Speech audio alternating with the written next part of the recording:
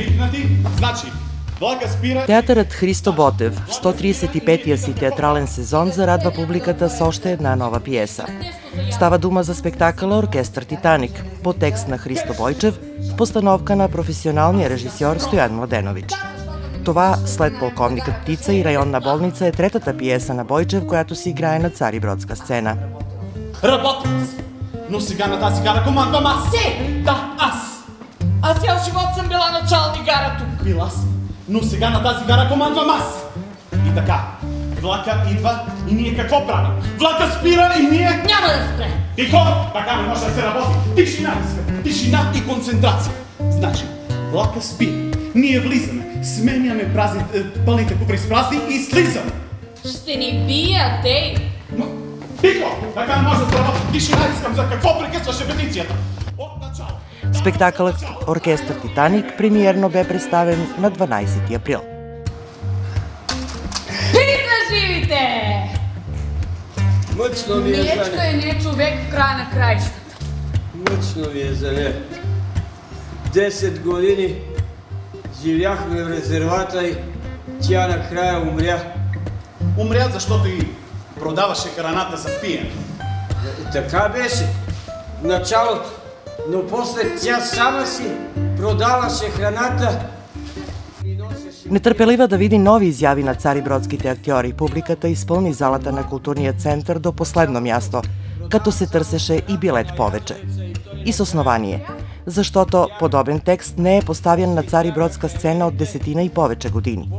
Петимата царибродски артисти – Борис Лазаров, Милан Андреевич, Хелена Стоянов, Соня Станолов и Драголюб Пейчев се справиха чудесно с задачата, поставена пред тях от писателя Христо Бойчев и още повече от режисьора Стоян Младенович. Аз и ти, и той, и тя. Аз там нотите, господин Ходин. О, така ли? Ето ги. Я да ви. О, Лудвиг ван Бетовен, да, говори номер 5.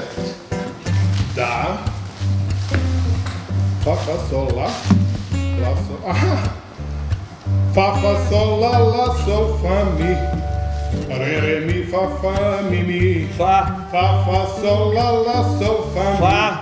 Ре, ми, фа, ми, ре. Фа.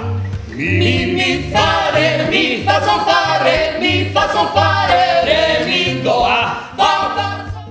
Представлението показва живота на група скитници, които обитават малка ЖП гара, на която никога не спира влак. През цялото време участниците в тази история се движат по границата между реалността и илюзията. За да стане ясно накрая, че всичко, което изживяваме или мислим, че изживяваме, всъщност е една брутално реална илюзия.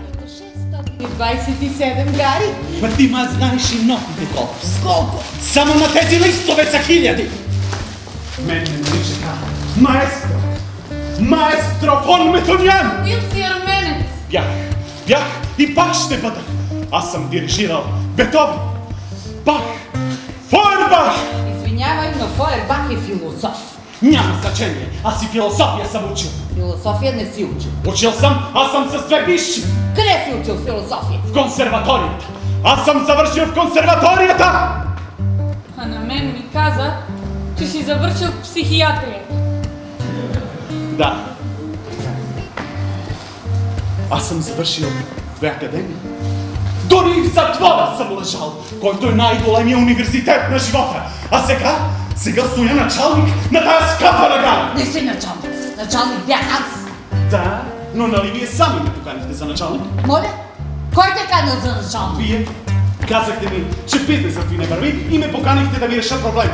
Какво е това? Ма бега! Всички сме Титаник. Всички потъват или изчезват. А самото изчезване представлява измъкване, т.е. спасение за всеки един човек. Това може да бъде посланието на текста на Бойчев, който Царибродският ансамбъл изнесе с дълбоки и искрени емоции, за което бе възнаграден от публиката с бурни аплодисменти. Никакви пари няма. Ти уби човек. Аз после да ходя. Сега ще дойде транспортната полиция. Няма страшно. Ще го хвърлиме от моста в товарния влак. А и документи няма. Аз ще кажа всичко на транспортната полиция. Така ли? Ajde тогава, репетиция от начало! Нещо за пиене има. Бира. Няма бира. Има, погледни в куфара си, има.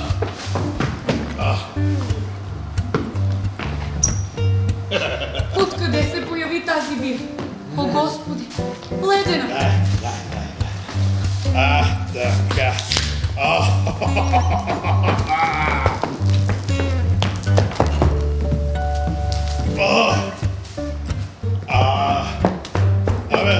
Вие кои бяхте? Ние? Да, вие.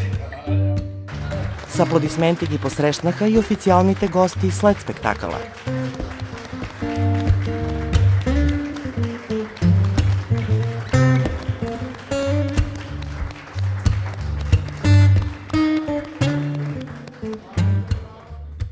Постановчикът Стоян Младенович беше повече от доволен. Винаги съм готов за ново сътрудничество, защото е удоволствие да работиш с такива хора. Премиерата надмина очакванията ми, призна Младенович. Samo su potvrdili moje reči i veru u ovaj ansambl.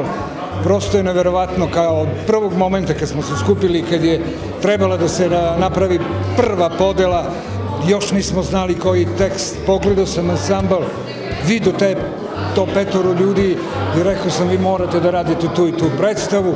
Bili su protiv, nisu želeli, bio sam uporan i eto desila nam se predstava, hvala im. Ono što zaista, evo imamo tu kolege profesionalca iz Sofije, iz Narodnog pozorišta, iz drugih pozorišta, ne vidi se razlika da su ovo amateri. Svaka im čast. Reakcija publike je bila takođe izuzetno dobra, nisu skoro videli ovako nešto od domaćeg teatra. Da li ova predstava znači da ćete možda još sarađivati sa pozorištem? Ja sam uvek spreman na saradnju. Baš i Saša, malo pre direktor, rekao, imamo problem, kažem, koji Saša? Pa mnogo visoko dignuta letvica, šta ćemo sada radimo? A kažem, radit ćete, borit ćete se za veći nivo. Imate ansambl sjajan, sjajne glumce, imate tehniku, ali zaista, od kuma, nemam kog da ne spomenem, Toni, Milan, Tona, svi su radili kao jedan.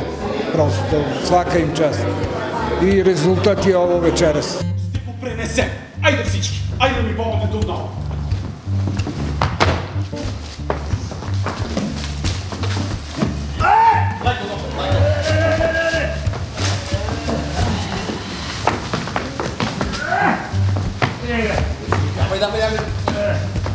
Добре. Адея? Ма какво правиш тук? Ви слизай. Доко, дай веригата на мечката. Да видим дали сега мечката пак ще се появи. Сега ще върже. Можеш ли? Мога. Това му върши около шията. Колко остава да влака? Половин час. Ще я чакаме. Аз не бързам за никъде.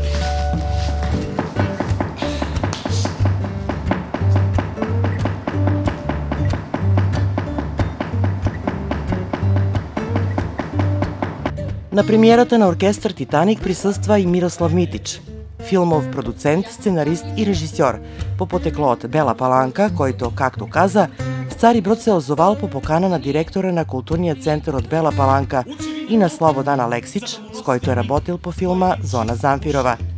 Митич имаше само най-хубави думи за организацията на премиерата, за самия културен център, за спектакъла и особено за актьорите. Odlična je premijera bila, odlična. Oduševili su me glumci, stvarno su božanstveni i baš sad sa Slobom komentarišem kako voleo bi da preporučim kolegama koji u Srbiji trenutno rade i snimaju, velika je produkcija, serije i to, pa ću baš da im preporučim, stvarno su božanstveni. Moji utisci su izuzetno pozitivni večeras, uzimajući obzir da nisam odavno bio u Dimitrovgradu i ceo ovaj setup Doma kultura, pozorišta i organizacije stvarno je na jednom zavidnom nivou.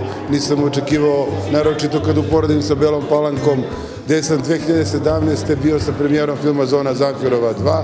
Nažalost, tad nismo došli do Dimitrovgrada, ne sećam se šta je bilo, ali tad u Domu kulture u Palanci je bilo hladno, ljudi bili u jaknama, ovde mi je stvarno ništa ne kaska ni za ozbiljnim centrima, da kažem, i u Beogradu i u Sofiji.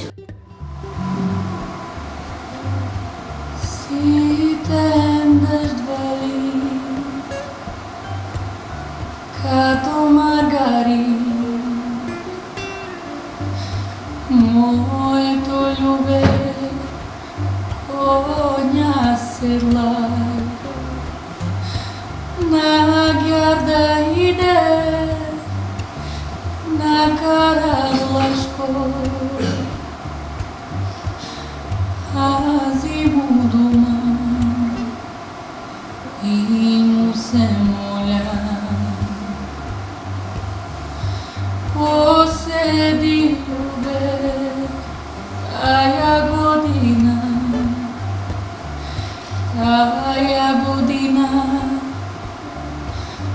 тая зима. Пари се, любе, сякаш печелят, ази будума и му се моля.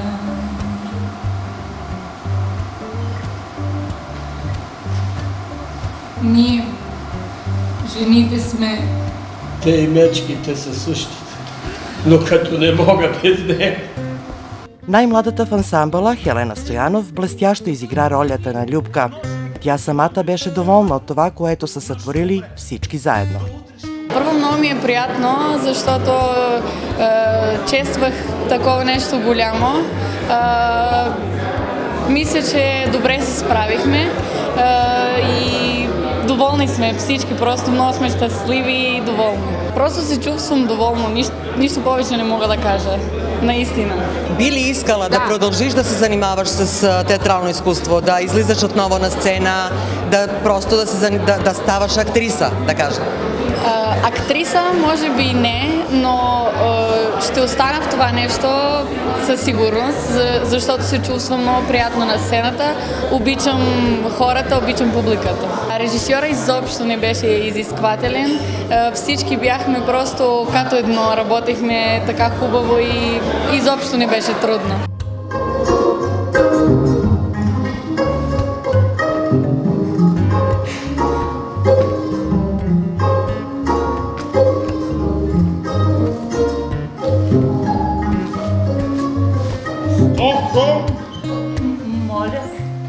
Това Стокхолм ли? Я върви на майната си, бе. Той е по-зле от нас. Само бутулци сваля тук. Обаче, обувките му нови. Кой си, бе, приятел? Аз съм... Кой си? Абе, аз пътувам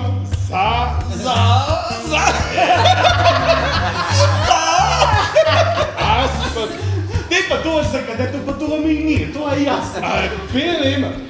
В ролята на илюзиониста Хари бе най-опитният в ансамбъла – Драголюб Пейчев. Пейчев вече над 4 десетилетия участва в работата на Царибродския театър, но, както сам си призна, оркестър «Титаник» за него е нещо съвсем ново и различно. От това, че режисьорът Младенович от тях е очаквал актьорско майсторство на професионално ниво, но пък от друга страна може би точно това според Пейчев допринесе резултата да бъде великолепен. Разговорът с него започнахме на шега, с въпрос дали в чашата в ръката му ракията е истинска или това е илюзия. Не, това е истинска ракия, няма илюзия. Вече илюзията свърши, сега се занимаваме само с истински неща. Какво да ви кажа за пиесата? Това за мен беше нещо съвсем ново, нещо, което никога не сме работили. Вие знаете, аз вече играя 41 години съм на сцената, обаче такава пиеса не съм играл. И с такъв режисьор не съм работил. Тук този текст е малко повече метафизически, даже моята роля е повече метафизическа. и право да ви кажа, истински малко се плашех как ще се справя с нея, обаче както минаваше време и както минаваха репетициите, мисля, че се ми по-вървеше и по-вървеше. Сега, публиката ще го прецени дали беше успешно или не. Добре, доволни ли сте от реакцията на публиката? Кое? От реакцията на публиката. Да, аз съм много доволен от реакцията, даже имаше 5-6 аплодисменти на отворена сцена, което все пак не се често случва. И накрая, значи, видеше се вълнение, видеше се емоция, видеше се, че наистина се радват на спектакъла и че наистина и много хареса. И много ми е драго първи това. Дами и господа, днес, 20 август, вашият влак ще спре. И вие ще се качите в него. Ето. Той вече идва. Чувате? Чувате ли как вибрират релсите? Да. Идва. Чувате ли как потракват колелетата? Идва! Бързо! Клупвалите дай напред! Строй се, вредица! Усмихни! Хари ви! Строй! Спокойно, дами и господа, спокойно! Този влак идва специално за вас и ще спре. Само заради вас! Ще спре ли? Ще спре! Няма да спре! Ще спре! И да спре, няма да отворят вратите! Абе, тихо! Така не може да се работи. Тишина искам, тишина и концентрация. Ние си имаме малки забележките, защо тук не казах това, защо не направих това, обаче това са много малки, ситни неща, които са извън вас. И тези неща изобщо не трябва сега да се занимаваме. Пиесата мина, според мен, прекрасно и няма да намираме ситни грешки. Пиесата беше ли илюзия? Пиесата беше почти илюзия, обаче накрая, ако спазвате всичките метафори, вижда се, че е много реално. И Христо Бойчев е това написал много реално. Макар, че изглежда като илюзия. Влакът влиза в гарата. Спира. Спря! Вратите се отварят. Отвориха вратите! И ние влизаме. Напред, дами и господа! Влизаме!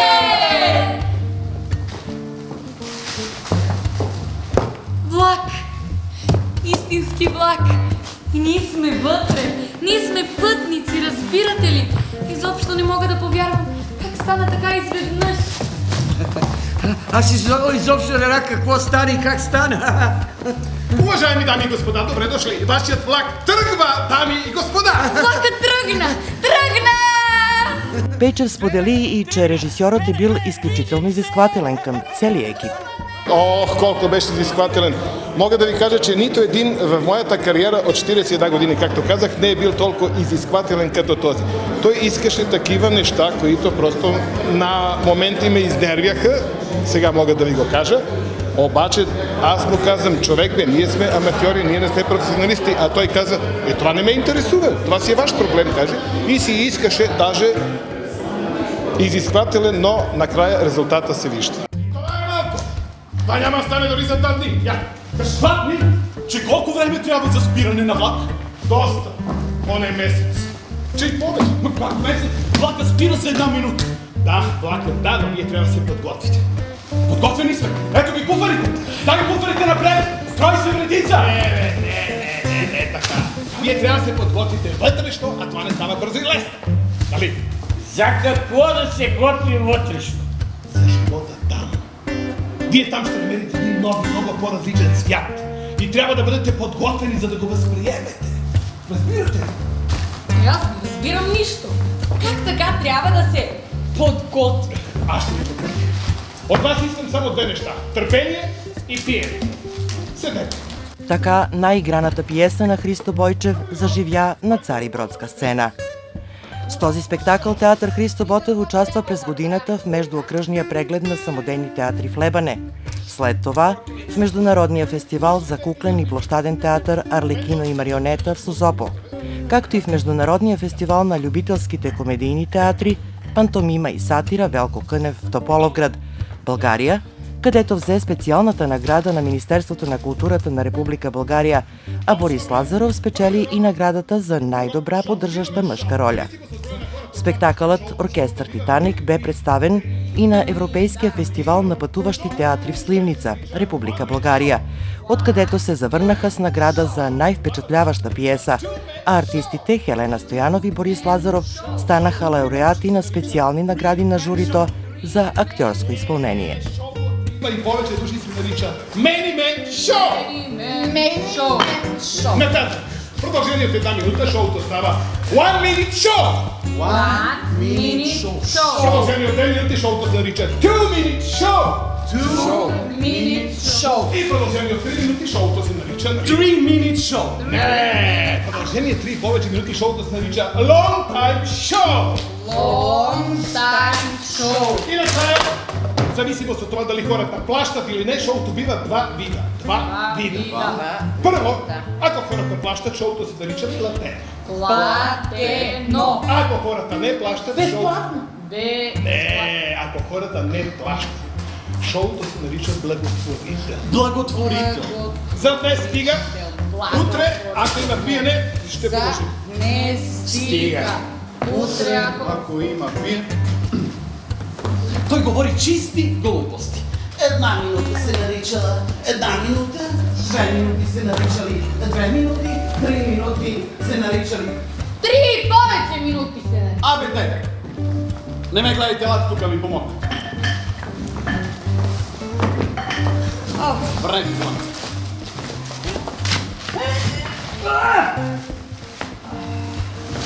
Добре.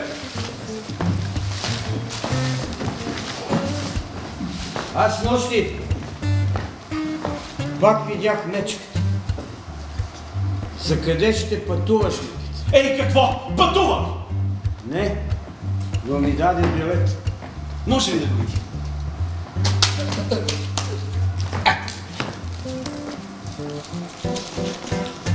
Билет за 20 август. Щампован с днешна дата. Защо за 20? Не знам. Катя така ги дава. Ма това не е Катя! Как така не е Катя? Така, това е той. Винаги, когато се появява мечката, него го няма и обратно. Слушай ти! Какво? Не вярвам. Може да се провери. Пенка, кога е следващия влак? Следващият ще ти кажа. В 2:10. Международният за Москва, Санкт-Петербург, Владивосток и Ванкувър. Така, що мечката предава билети? Значи тогава трябва да дойде преди влака, нали така?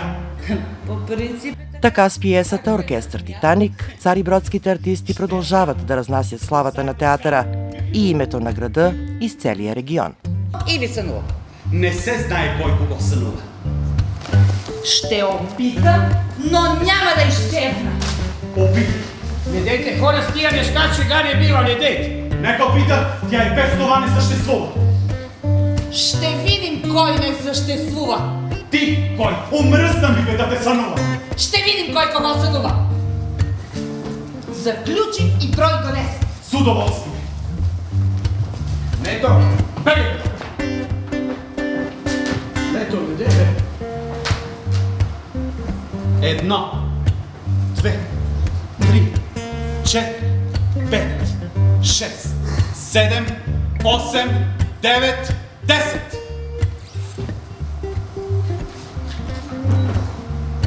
Няма я. Истината се изяснява постепенно. Значи и Пенка не е съществувала. Остава обаче да видим кой от нас тримата съществува, а кой не. Токо, влизай! Не, аз не съществувам, влизай. Токо, ще влезна, но ако изчезна, ще те спукам от бой, да знаеш! Мето, не те пускам, няма да изчезваш. Аз съм субект и няма да изчезна. По-добре да изчезна аз, отколкото ти. Влизам. Влез, но ще изчезнеш само ти. Мето, Любки, брате, Любки, къде тръгвате? Защо ме оставите тук сам? Защо изчезват? Тук, гледай, влак няма, бомба няма, всичко се прави, къде изчезвате един по един? Токо, заключвай.